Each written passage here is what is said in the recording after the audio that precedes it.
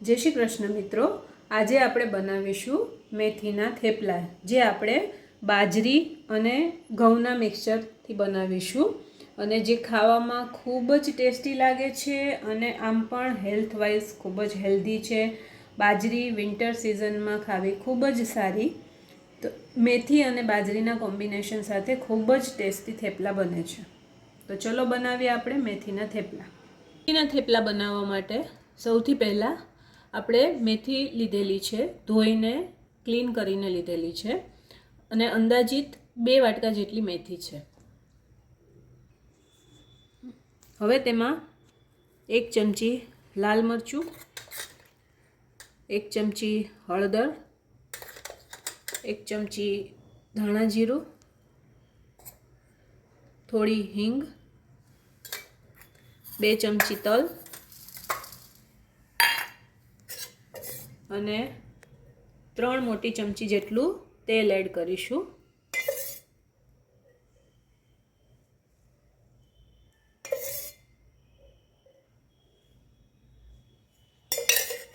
હવે બધું જ આપણે હાથેથી આ રીતે મિક્સ કરી દઈશું.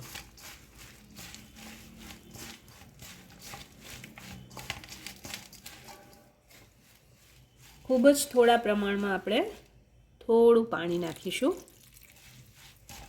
આ રીતે સાદા મેથીના થેપલા આપણે બનાવીએ છીએ તો આપણે વધારે પડતા મસાલા નહીં કરીએ. ઓછા મસાલામાં પણ ખૂબ જ સ્વાદિષ્ટ થેપલા બનતા હોય છે. હવે આપણે બાજરીનો લોટ આમાં એડ કરીશું. જે 2 વાટકા જેટલો બાજરીનો લોટ છે એ આપણે આમાં એડ કરીશું. આ રીતે બાઇન્ડિંગ માટે આપણે 1 વાટકી જેટલો ઘઉંનો લોટ એડ કરીશું.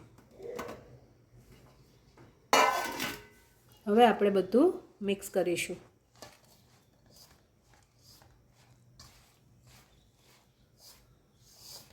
આ રીતે બધું જ મિક્સ કરવાનું છે. મને થોડી પાણીની જરૂર લાગે છે એટલા માટે હું અહીંયા પાણી એડ કરું છું થોડું.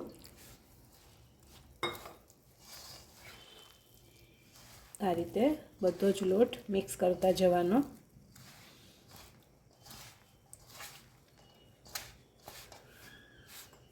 થોડું થોડું કરીને જ પાણી નાખવાનું, એકસાથે બધું નહીં.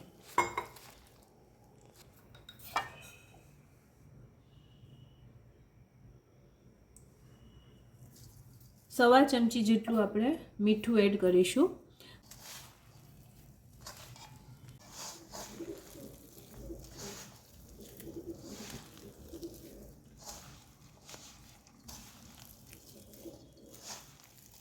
જો આ રીતે બધો જ લોટ મિક્સ થઈ ગયો છે. હવે આપણે આ રીતે 2 હાથે બધો લોટ બાઇન્ડિંગ કરીશું.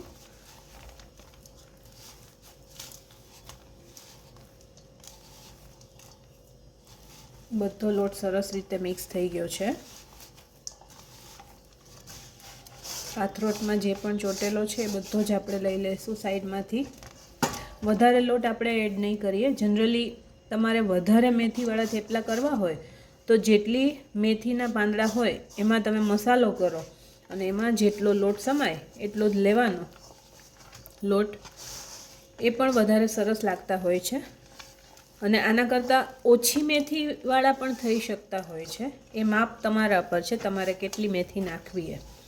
આપણે આમાં વધારે બાજરીનો લોટ લીધેલો છે એટલે બહુ ઢીલો લોટ નહીં બાંધીએ, નહીંતર થેપલા વણવા ફાવશે નહીં. આ રીતે આવો સ્મૂથ ડો રોટલી જેવો જ રાખીશું. આ રીતે આપણો સરસ લોટ બંધાઈ ગયો છે. હવે આપણે ઉપરથી તેલનું મોણ દેશું. આ રીતે અડધી ચમચી જેટલું તેલ નાખી અને લોટને આ રીતે મસળી લેશું. સરસ કૂણવાઈ ગયો છે લોટ આપણો. થેપલા બનાવવા માટે તૈયાર છે.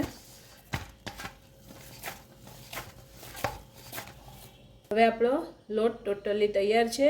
સાથે મેં અહીંયા હટામણનો લોટ લીધેલો છે, જે મેં ઘઉંનો લીધેલો છે, જેથી વણવામાં ફાવે. બનાવવા માટે આપણે આ રીતે એક ગોળનું લેશું, 2 હથેળીની વચ્ચે આ રીતે ગોળ ગોળ બનાવીશું જુઓ, અને પછી હાથેથી પ્રેસ કરી આ રીતે લોટવાળું કરી અને અહીંયા પાટલી ઉપર રાખી અને આપણે વણીશું આ રીતે.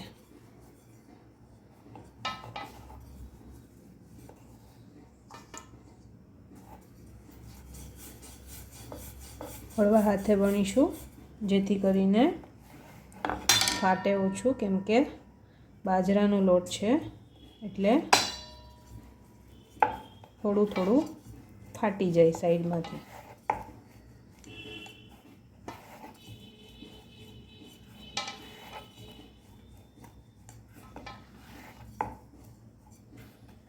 જુઓ આ રીતે આપણું થેપલું વણાઈ ગયું છે.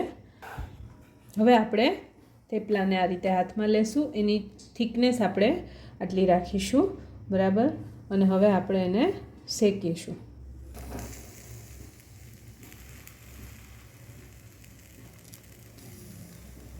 ધીમા ગેસ ઉપર આપણે એક સાઈડ કૂક થવા દેશું, ત્યારબાદ એને આપણે ઉથલાવીશું.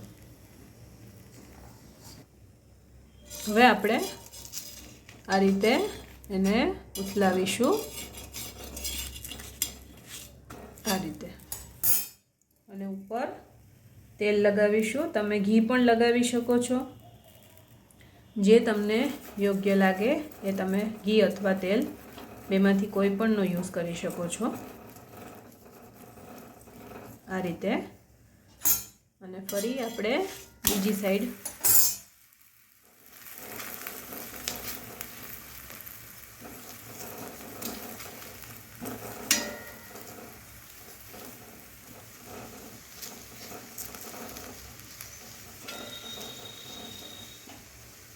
હવે આપણે 30 સેકન્ડ માટે એને કૂક થવા દેશું. ધીમા તાપે જ રાખીશું, એટલે 30 સેકન્ડ માટે કૂક થવા દઈશું.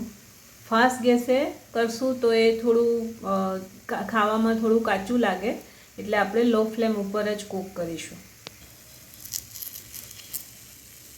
હવે આપણે આ રીતે બીજી સાઈડ ફેરવીશું.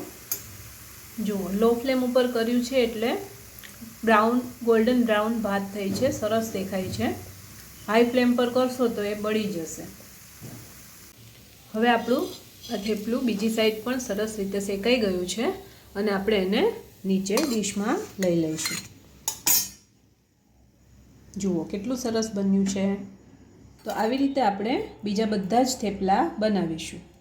જુઓ ફ્રેન્ડ્સ, હવે આપણા બધા જ થેપલા તૈયાર છે અને એટલા સોફ્ટ થયા છે, એકદમ મસ્ત સોફ્ટ થેપલા થયા છે. ખાવાની ખૂબ જ મજા પડશે. તમે આ રીતે જરૂરથી બનાવજો અને કોમેન્ટ્સમાં મને જણાવજો કે આ થેપલા કેવા લાગ્યા તમને, અને મારા વિડીયોને લાઈક, શેર અને સબસ્ક્રાઈબ જરૂરથી કરજો.